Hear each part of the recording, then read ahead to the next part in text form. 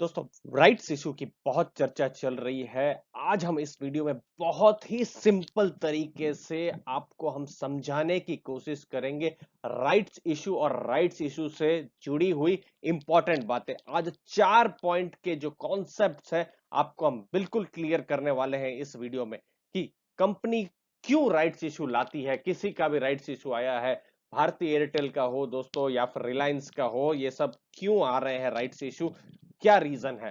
Rights issue में ratio analysis हम आपको बताएंगे। बहुत बार ऐसा होगा 1:3 या 1:4 या 2:5, ये रेशियो एनालिसिस बहुत ही सिंपल शब्दों में आपको हम समझाने वाले हैं। उसके बाद एक्स राइट्स का प्राइस क्या है दोस्तों, वो हम आपको समझाने वाले हैं। और लास्ट में राइट्स का क्या एडवांटेज और डिसएडवांटेज है, क्या आपको फायदा होगा और नुकसान होगा राइट्स इशू में।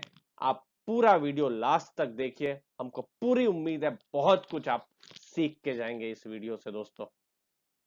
तो दोस्तों समझ लीजिए, कंपनी है, कंपनी का नाम है योर कंपनी।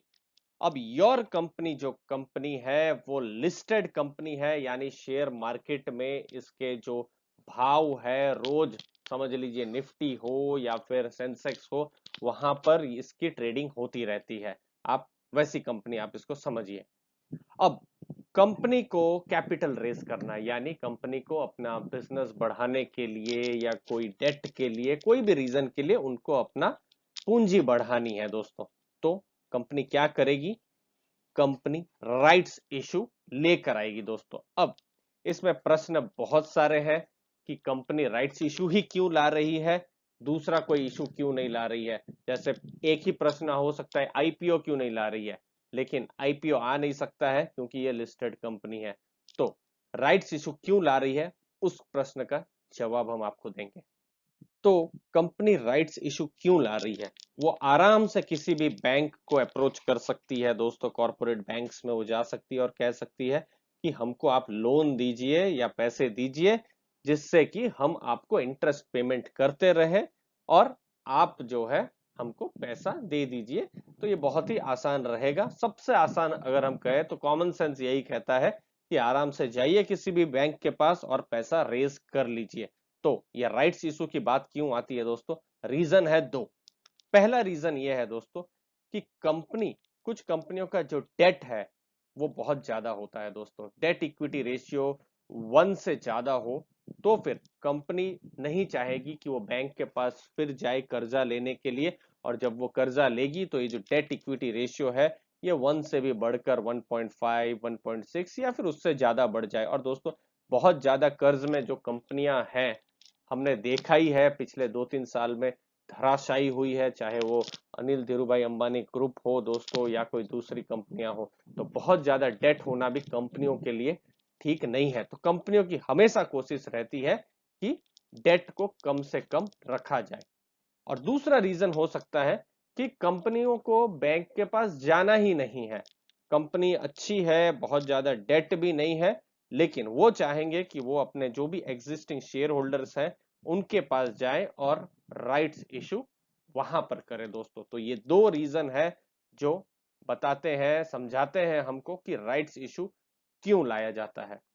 अब इसमें क्या इंपॉर्टेंट ध्यान से आपको रखनी है, इंपॉर्टेंट चीजें ये है कि जो राइट्स इशू के जो शेयर्स है सिर्फ एग्जिस्टिंग शेयर होल्डर्स को ही मिलेंगे, यानी जिनके पास कंपनी का शेयर नहीं है वो अप्लाई नहीं कर सकते।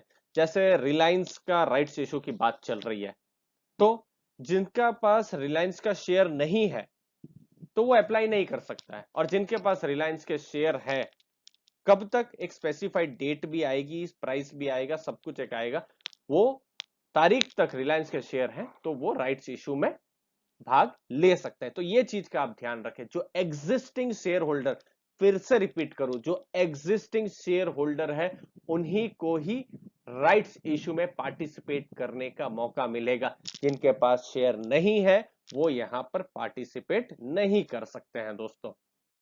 अब मैं आपको बहुत ही इंपॉर्टेंट रेशियो समझाने वाला हूं। कभी भी राइट्स इशू को लेकर आर्टिकल पढ़ेंगे तो आपको दिखाई देगा 1:5 है या 1:4 है या 1:2 है या 2:5, ऐसे रेशियो आते हैं दोस्तों।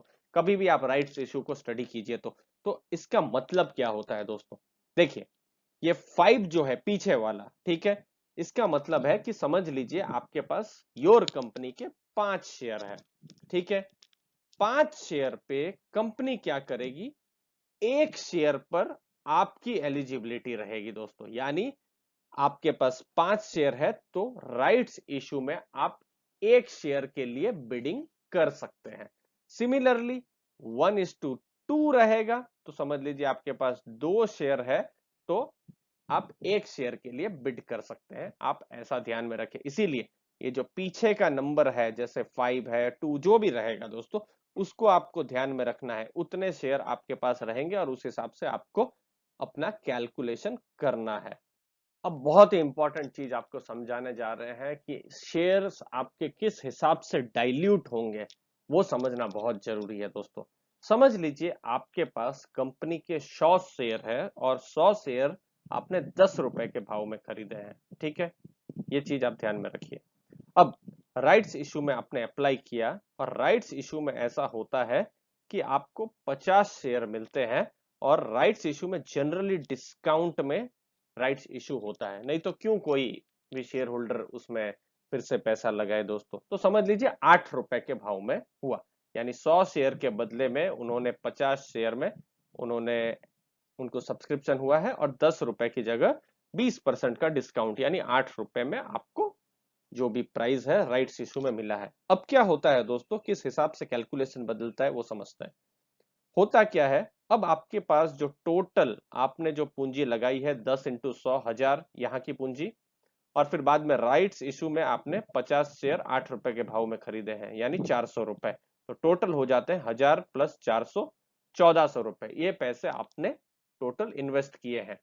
अब होता क्या है, टोटल इन्वेस्टमेंट है 1400 और जो आपका स्टॉक है वो हो गया है, ये देखिए 100 और फिर यहाँ पर 50 यानी 150 आपके पास स्टॉक हो गए हैं। तो आप देखेंगे राइट्स होने के बाद आपका जो जो प्राइस है वो 10 रुपए से घटकर 9 रुपए 33 पैसे हो जाएगा। तो आपको एक हिसाब से फायदा है क्योंकि स्टॉक आपको सस्ते में मिल रहा है।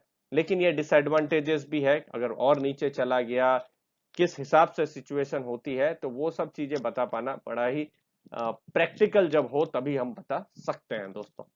तो दोस्तों क्या है फायदे और नुकसान राइट्स इशू के, देखिए सबसे पहली बात कि ये सस्ता है और डिस्काउंट में मिलता है। जैसे हमने आपको बताया 10 रुपए का 8 रुपए में मिल रहा है, डिपेंड करता है, कोई कंपनी 6 में भी दे दे 7 में भी दे दे, प्रैक्टिकल कुछ भी हो सकता है। लेकिन हाँ 20% 30% तक तो डिस्काउंट होता ही है दोस्तों। अच्छी कंपनी हो, रिलायंस जैसी कंपनी हो तो आराम से उनका राइट्स इशू भी सब्सक्राइब हो जाता है। डिसएडवांटेज में ये है कि जो शेयर होल्डर्स है जो राइट्स इशू में अप्लाई नहीं करते, जो कुछ नहीं करते हैं दोस्तों, उनकी जो होल्डिंग है वो डाइल्यूट हो जाती है क्योंकि ये पूरा कॉन्सेप्ट ही है जहां पर डाइल्यूशन हो रहा है। तो ये चीज को आप अपने नोटिंग में रखें, अपने ध्यान में रखें। हमको उम्मीद है जो राइट्स इशू को लेकर जो बेसिक कॉन्सेप्ट है, समझने वाली चीजें हैं, आपको क्लियर हुई होगी। अगर कहीं पर कोई डाउट हो कमेंट सेक्शन में जरूर बताइए कि क्या चीज आपको समझ में नहीं आई है। कोई एक्सक्लूसिव वीडियो भी आप चाहते हैं राइट्स इशू को लेकर वो भी बना देंगे दोस्तों। जरूर बताइए कमेंट सेक्शन में अपने व्यूज। आपके टाइम के लिए बहुत बहुत धन्यवाद। Thank you very much. Video अच्छा लगा हो तो जरूर लाइक शेयर सब्सक्राइब कीजिए, अपने फ्रेंड्स के साथ भी आप शेयर कीजिए दोस्तों। रिलायंस का अभी राइट्स इशू की बात चल ही रही है, हम आपको अपडेट करते रहेंगे। धन्यवाद दोस्तों।